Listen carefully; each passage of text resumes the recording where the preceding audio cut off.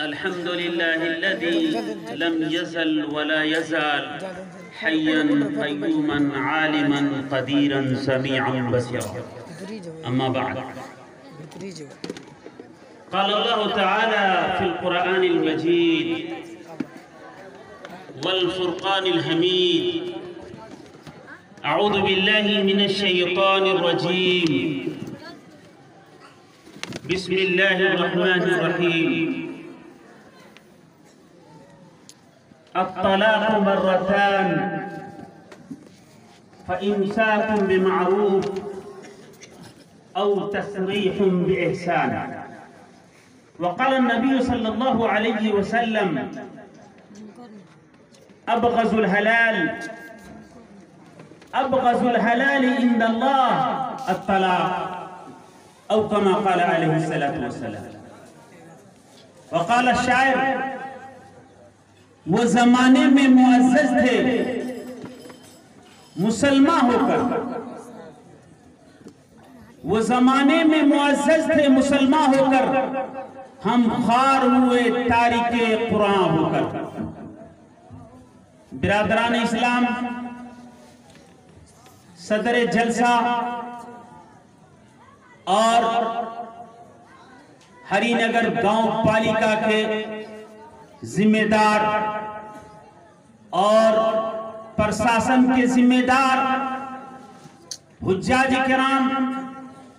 علم دوست، اساتذہ، معلمین،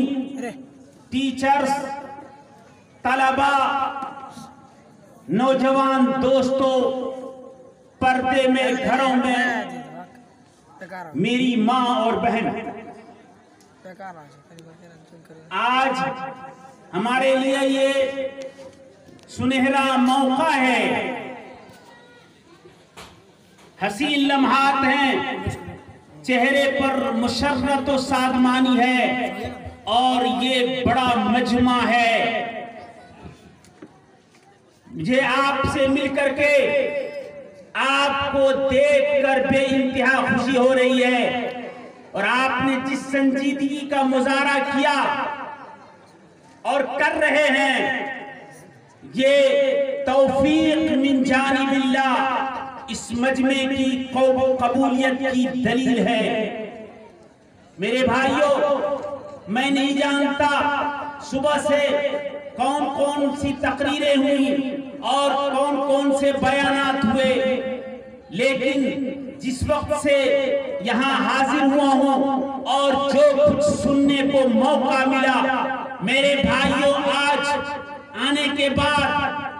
پہنچنے کے بعد، دو موضوع پر باتیں سننے کو موقع ملا. جو سب سے پہلا تھا تعلیم کا، اور دوسرا تھا شراب کا. میرے بھائیوں، مجمع کو دیکھ کر کے، سماج کو دیکھ کر کے، سوسائٹی کو دیکھ کر کے، ان کے حالات، ان کی ضرورتیں، ان کے مسائل کو دیکھ کر کے باتیں ہونی چاہیے، اور انسان طے کر لے کہ کچھ یہاں سے لے کر کے جانا ہے. میرے بھائیوں، یہ اچھا موقع ہے. تھوڑا سا اس مجلس کو سرکار دو عالم صلی اللہ علیہ وسلم کی نام کے لیے میں آپ سے گہار لگاتا ہوں، آپ سے کہتا ہوں، ایک دفعہ ہم لوگ جناب رسول اللہ صلی اللہ علیہ وسلم درود پر بھیج دیں: اللہم صلی علی محمد وعلی آل محمد کما صلیت علی ابراہیم وعلی آل ابراہیم انک حمید مجید. برادران اسلام، ہمارا معاشرہ، ہمارا سماج، ہماری سوسائٹی کے اندر کیا کیا خرابیاں ہیں. علم سے دوری ہے، ہم نے اس کو منتخب کیا. شراب سے قربت ہے، شراب کے جام کو ہم نے ہونٹوں سے لگا رکھا ہے، اس پر ہم نے باتیں کی. اور مجھے کہا گیا کہ آپ طلاق کے مسئلے پر بولیں. میرے بھائیوں، یہ طلاق، تین طلاق ہمارے درمیان علماء کرام ہیں، ہمارے درمیان ہمارے استاد محترم تشریف فرما ہے، ہم ان کو بھی سناتے ہیں اور آپ کو بھی سناتے ہیں، اپنی بھی اصلاح کریں گے، آپ کی بھی اصلاح کرنے کی کوشش کریں گے، لیکن آپ نیت کر کے جائیں، آپ ارادہ کر کے جائیں، پختہ ارادہ کر کے جائیں، جو صحیح بات ہو تو اس کو خزمہ صفا ودعما قدر، اچھی بات کو لے کر کے اٹھیں گے اور بری بات یہی پر چھوڑ دیں گے۔ طلاق کا مسئلہ حساس ہے میرے بھائی، یہ سلگتا ہوا موضوع ہے، ہمارے درمیان ذمہ داران بیٹھے ہیں، اکابرین بھی بیٹھے ہیں، اصاغرین بھی بیٹھے ہیں، اور حکومتی سطح پر بھی ذمہ دار بیٹھے ہیں جو ان مسئلوں سے ہمیشہ دوچار رہتے ہیں۔ کیا ایسا نہیں ہے؟ غرضی یہ نیگیٹو موضوع ہے، آپ کہیں گے کوئی اچھی بات کیجئے میرے بھائیوں، ہمارا معاشرہ بگڑ گیا ہے طلاق کے مسئلے میں اختلافی موضوع کی طرف نہیں جاتا، کون تین کہتا ہے، کون ایک کہتا ہے، کون تین کو ایک کرتا ہے، کون ایک کو تین کرتا ہے، میں اس طرف نہیں جاتا، میں آپ کو مواعظ حسنہ نصیحت کی باتیں کہنا چاہتا ہوں کہ جو طریقہ ہے، طلاق کیا ہے، طلاق کو کیسے سمجھا جائے، طلاق کو کیسے استعمال کیا جائے،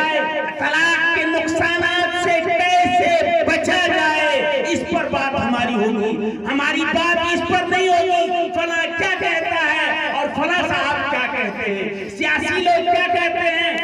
علماء لوگ کیا کہتے ہیں، حنفی کیا کہتا ہے، سلفی کیا کہتا ہے، اہل حدیث کیا کہتا ہے، علماء دیوبند کیا کہتے ہیں، میں ان کی طرف نہیں جانا چاہتا، لیکن یہ ناسور ایک بیماری جو ہم سب اس سے دوچار ہو گئے ہیں، ان پر بات ہونی چاہیے۔ سلگتا ہوا موضوع ہے، ہم قطر سے مال لے کر کے ضرور آئے ہیں، ہم سعودی عرب سے مال لے کر کے ضرور آئے ہیں، یہ نعمتیں ہیں، نعمت کا اثر اللہ تعالیٰ دیکھنا چاہتا ہے، لیکن خدا را اس شکل میں نہیں دیکھنا چاہتا ہے کہ والدین یہ مجبور کریں اپنے بیٹے کو کہ آپ نے مال کمایا ہے، آپ آؤ اور مال لے کر کے اس عورت کو گھر سے نکال دو، اور اس کے لیے تم کو جو دینا پڑے، جتنی چیزیں دینی پڑے، چاہے سمن پچھیت کے لیے 10 لاکھ دینا پڑے، چاہے دوسری بیوی کو لانے کے لیے 12 لاکھ دینا پڑے، چاہے اس سلسلے میں سلفیوں کے ہاں جانا پڑے، چاہے اس سلسلے میں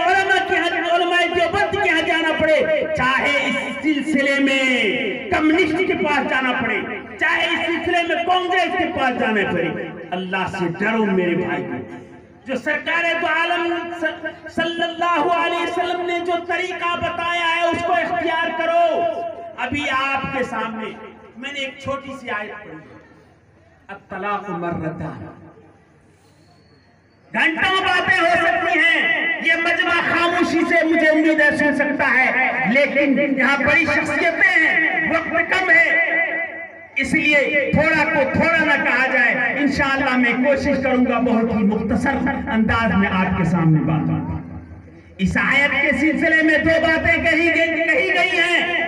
مفسرین نے لکھا ہے، شان نزول ہے، علماء یہ جناب رسول اللہ صلی اللہ علیہ وسلم کے زمانے میں صحابیہ آئی، ایک عورت آئی اور انہوں نے کہا اے اللہ کے رسول، ہمارے شوہر طلاق دے دیتے ہیں اور ایک طلاق دیتے ہیں اور رجعت کا موقع رہتا ہے، چانس رہتا ہے 3 حیض کا، موٹا موٹی یہ سمجھ لیجئے 3 مہینہ 13 دن، اور جب آخری وقت آتا ہے تو پھر دوسری طلاق دے دیتا ہے اور مجھے پریشان کر رہا ہے۔ تو چنانچہ اسی تناظر میں، اسی پس منظر میں، اسی ہیڈنگ اور مضمون کو سامنے رکھتے ہوئے اللہ تعالیٰ کی آیت اتری، الطلاق مرتان، یا تو تم فإمساک بمعروف، یا تو تم بھلائی کے طریقے سے ان کو عزت کے ساتھ، احترام کے ساتھ، قدر کی نگاہ سے بیوی سمجھ کر کے بیوی بنا کے رکھو، یا تو تم اس کو آزاد کر دو، فَتَذَرُوهَا الْمُعَلَّقَةَ، اس کو لٹکا کر کے تم نہ رکھو۔ میرے بھائیو، تو اس زمانے میں عورتوں کو پریشانی سے بچنے کے لیے روکا گیا، یا تو تم اچھی طریقے سے بیوی بنا کے رکھو یا تو تم اس کو آزاد کر دو۔ میرے بھائیوں آج کا مجمع سن لے، آج کا مجمع سن لے، ہم طلاق پہ طلاق کیے جا رہے ہیں، طلاق پہ طلاق کیے جا رہے ہیں، اور پھر جب احساس ندامت ہوتی ہے، ہمارے بچے پھرک رہے ہوتے ہیں، فوراً ہم یہ اس کے پاس اور اس کے پاس اور ملانے کے چکر میں میرے بھائیوں حرام ہے، حرام ہے میرے بھائیوں۔ علماء نے لکھا ہے، اچھی طریقے سے سن لیجئے، یہاں میں یہ باور کرانا چاہتا ہوں، ایک پیغام دینا چاہتا ہوں، دنیا کا کون سا عمل ہے جو بغیر مشورے کے ہوتا ہے؟ ہمارے نوجوان کون سا کام کرتے ہیں جس میں اپنی ماں سے بھی نہیں پوچھتا، اپنے والد سے بھی نہیں پوچھتا؟ ای کو بند کر دیجئے، آواز کو کھینچتا ہے، منہ کو خشک کر دیتا ہے۔ ذرا پان تو میرے بھائیوں کون سا عمل ہے جو بغیر مشورے کے کیا جاتا ہے؟ آپ کے درمیان میں یہ سوال رکھ رہا ہوں۔ آپ قطر اور سعودی سے پیسے کما کے لاتے ہیں،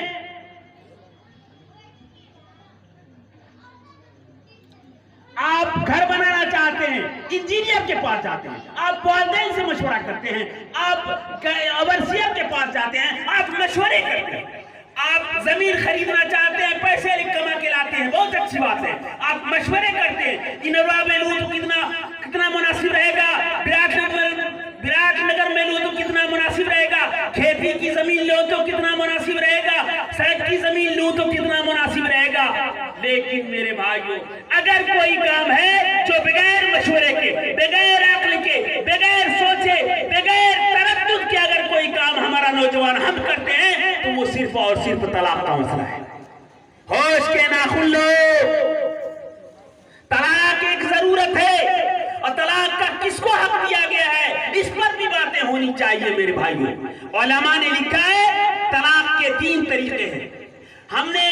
بیماری کو بتلایا، اس کا علاج بھی ہم ہی کو بتلانا پڑے گا، اس لیے کہ ہم سماج کے شرعی اعتبار سے ہم علماء ڈاکٹر ہیں، اور ہمارے جو ذمہ داران ہیں سرکاری سطح پہ وہ ہمارے اس شرعی معاملے میں مساعد ہیں، معاون ہیں، متعاون ہیں، ان کو ہمارا ہیلپ اس روشنی میں کرنا ہوگا، ان کو اپنا مسئلہ نہیں چلانا ہوگا۔ اگر وہ چلاتے ہیں علماء کرام کی ذمہ داری ہوتی ہے، اہل بلغ تو میں نے پہنچا دیا، اگر وہ اختیار نہیں کرتے ہیں تو وہ جہنم خرید رہے ہیں، وہ جہنم کو دعوت دے رہے ہیں، قیامت کے دن ان کی گرفت ہوگی میرے بھائیوں۔ ہم علماء چوکن نہ کرنا چاہتے ہیں۔ علماء نے لکھا ہے